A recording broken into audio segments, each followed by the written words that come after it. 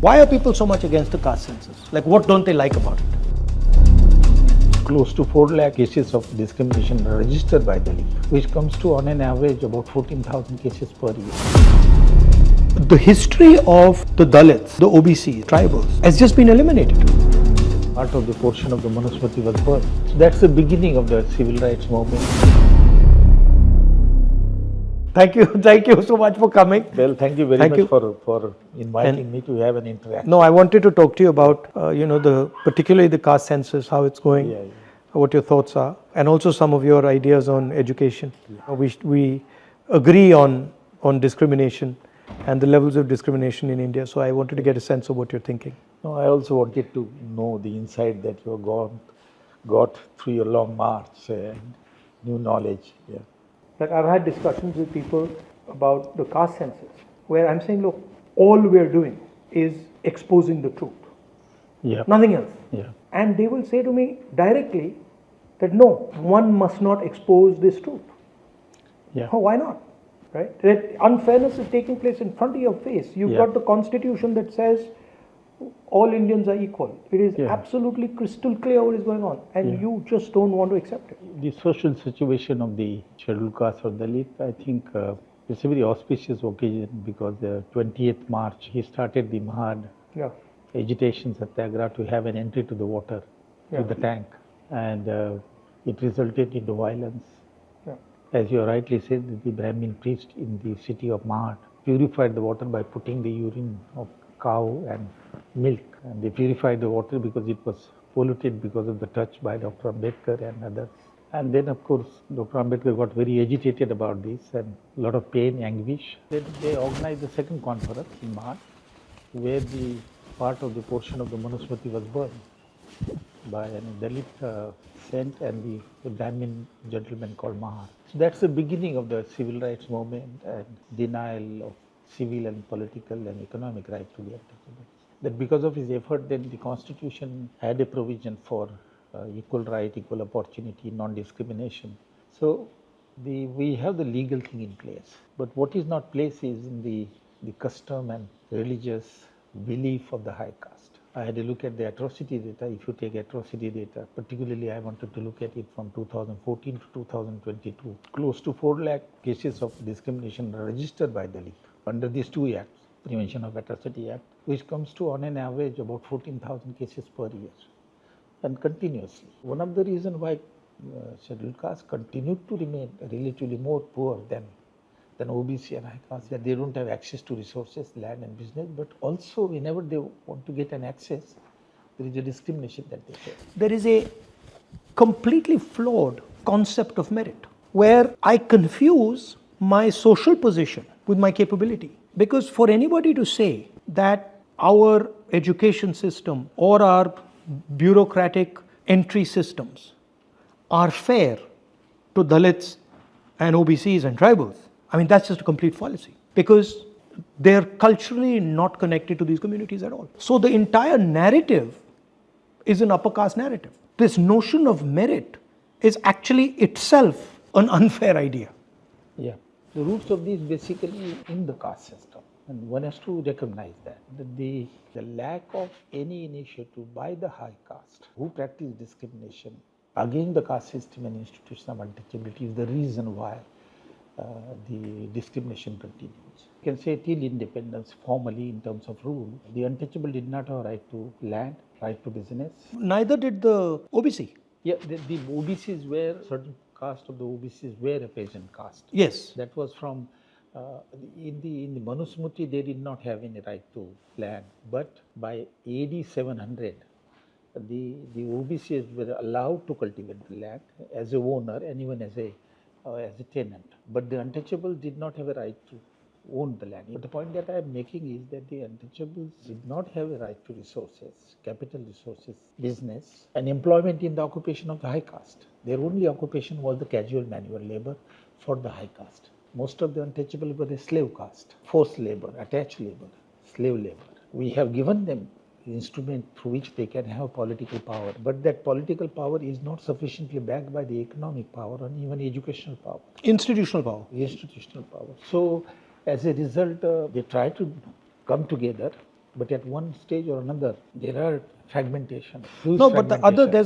there's another bigger problem, which is that the history of the Dalits, the history of the OBCs, the histories of tribals has just been eliminated. I never heard of a Dalit narrative. And then at the same time, there is this idea that is being pushed by the RSS and the BJP, right? Which is basically to destroy their history, to destroy the history of the Dalits and the Adivasis and the OBCs. Research, writing, curriculum is in the hand of the high caste, and they won't write anything about the untouchable because their status was really pathetic. That is why in Maharashtra, the lead was given by the Dalit literature.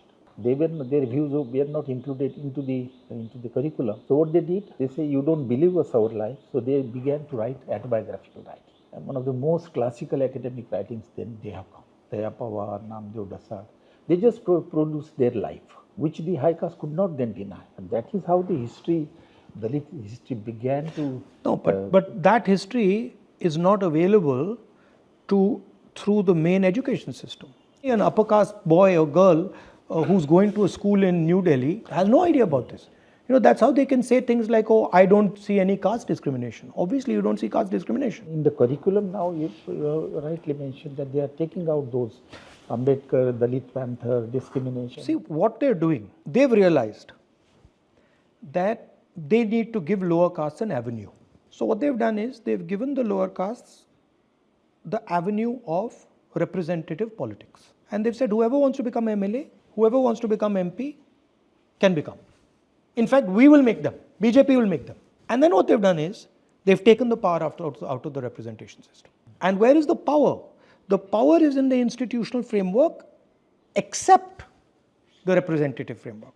Yeah. So the power is in the bureaucracy, the power is in the corporate India, the power is in the intelligence agencies. So it's a little trick that they're playing, yeah, which is कि भैया हाँ आपको representation दे देंगे, and representation means nothing. Yeah. That's to me what's going on. But as you rightly pointed out, now there is an added dimension of ideology, making it taking the power of the representative and concentrating in the hand of the high power. So it has become extremely difficult now. You can see the series of policies are being taken and nothing is being said. I am familiar at least with the education sector, that the new education policy has come in a manner that it looks very good, that it has measured to improve the quality of higher education, but underneath, if you look at it, the objective is to stop the flow of massification of education. For example, bachelor degree has been now made of 4-year duration. There is no reason why it should be made 4-year duration.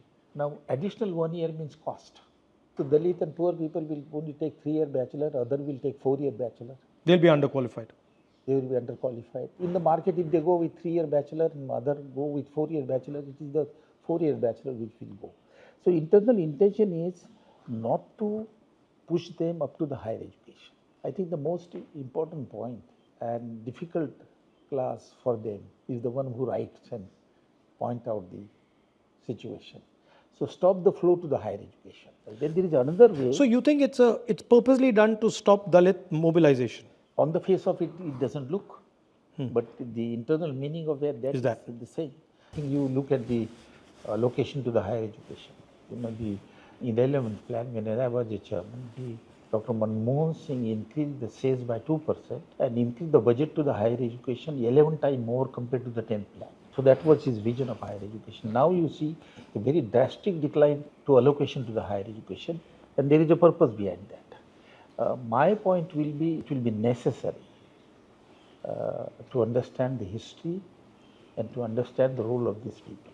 What would be the 2 or 3 steps that you would take in the Indian education system that could impact this inequality? Like if you were given a blank piece of paper, what would be the 3 things that you would say, these are the 3 things I would do, that would really impact scale of our education system, penetration of our education system, that could transform our education system? I think I will prefer what Congress and Nehru did in the early 50s, that we began with public education system, government school, government colleges, government universities, with a very less fee. So public education system was the instrument which was used by Congress to give access to the education to everybody. But eventually, over a period of time, we discovered that there is a huge privatization of the higher education and school education. Yeah. As on today, 50% of the universities are private. We should have a common public school education. We should have a common public college and a higher education. That's what the story of Europe is. Europe doesn't have a private institution, even today. Yeah. And somebody says that the government doesn't have funding, but if you look at the history, Sweden was very poor in 50s and 60s. They didn't succumb to the privatization of education. I have a feeling, I must share with you, that the higher education and school education is in crisis because of the privatization. Immense inequality. I think the centralization is the cause. You are outsourcing to the private agency the admissions in medical, engineering, other. What was the earlier system? During the 50s and the 60s, university will give the admission, college will give the admission. So I think with the reform, what one has to do is to have admission at the institutional level, college, university. So decentralization of power, basically. Yeah, decentralization of admission. And what would be the other two things that you do? For the education. One, you said public education. Two, you said decentralization of power. And three? Third would be the government should not give excuses that they don't have a fund for higher education and school education. That is the reason which has been used, that we don't have funding, so we depend on the private funding. That reason has not been used by Europe. They devoted a larger portion of the national income as they grew to the education and to the health for higher education. And it's a huge money-making business on the other side. Yeah.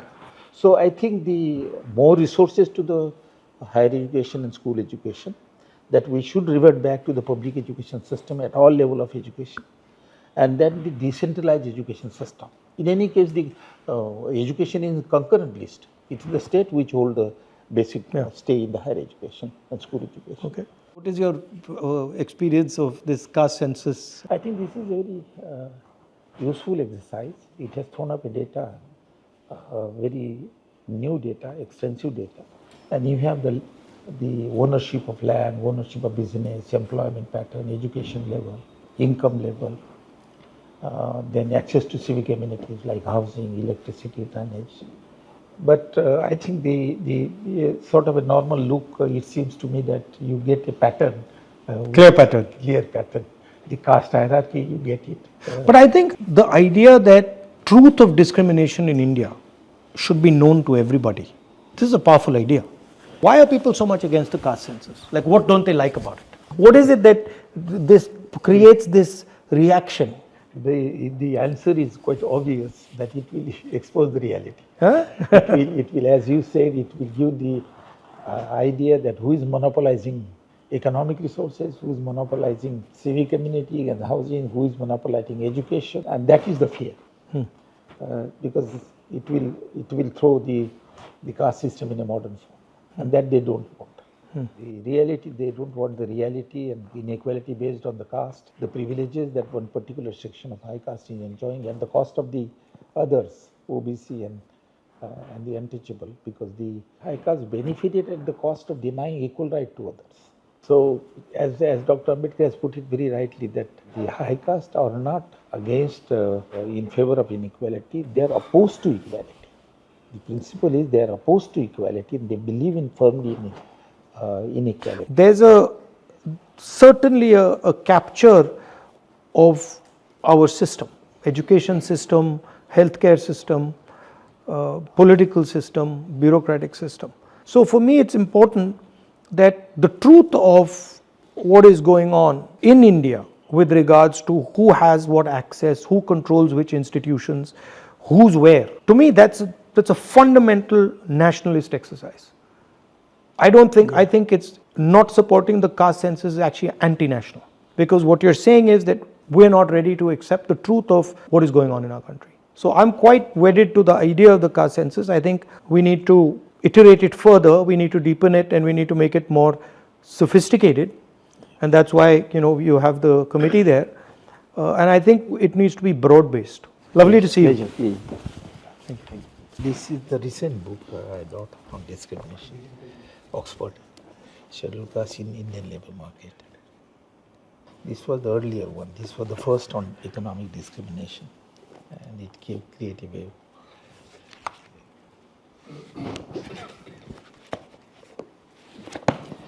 And this was on the status of the league. Thank you. Thank you very much.